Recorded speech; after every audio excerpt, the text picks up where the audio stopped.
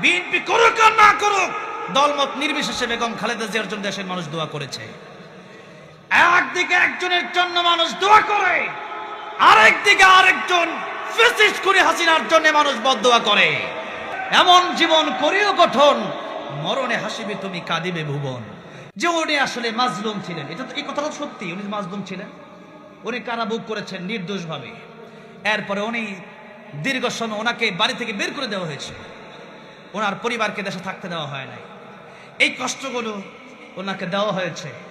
লম্বা সময় উনি স্বামী হারা এমন একজন মানুষকে এই হাসিনা কষ্টকে কম দিয়েছে না বেশি দিছে? জীবনটাই কাটাই দিয়েছে কষ্ট করতে করতে।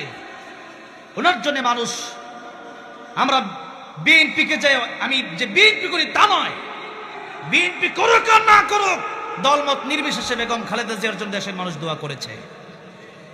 একদিকে একজনের জন্য মানুষ দোয়া করে, আরেকদিকে আরেকজন ফ্যাসিস্ট করে হাসিনার জন্য মানুষ বদদোয়া করে।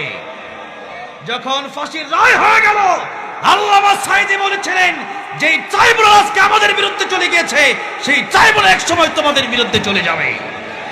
আজকে আল্লামা সাঈদীর কথা ঠিকই সত্য হয়েছে, সে আল্লামা সাঈদীর কথা সত্য হয়েছে। এবং সেই হাসিনাকে মানুষ ফাঁসি দিতে পারছে না, সেই জন্য জাদুঘরের সামনে এই দেশের ছাত্র জনতা তার মূর্তি বানায়া তাকে ফাঁসির কাস্টে ঝোলাইয়া আনন্দ মিছিল করেছে।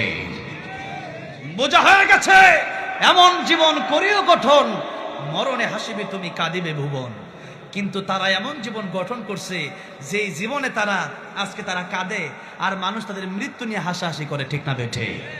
এমন জীবন কি আমাদের গঠন করা যাবে? না। এমন জীবন করিও গঠন, মরণে হাসিবে তুমি কাঁদিবে ভুবন। মৃত্যুর সময় আমরা জান্নাতের পথ দেখব, আমরা 3 প্রশ্নের জবাব দিয়ে কবরে আরামে ঘুমাবো, আর পৃথিবীর মানুষগুলো আমাদের জন্য কাঁদবে, আর এই লোকটা বড় ভালো ছিল। এরকম হওয়া দরকার না আমাদের? এরকম হওয়া আমাদের দরকার। আল্লাহ আমাদেরকে তুমি এক এবং নেক বানায় দাও, জোরে কোন আমিন।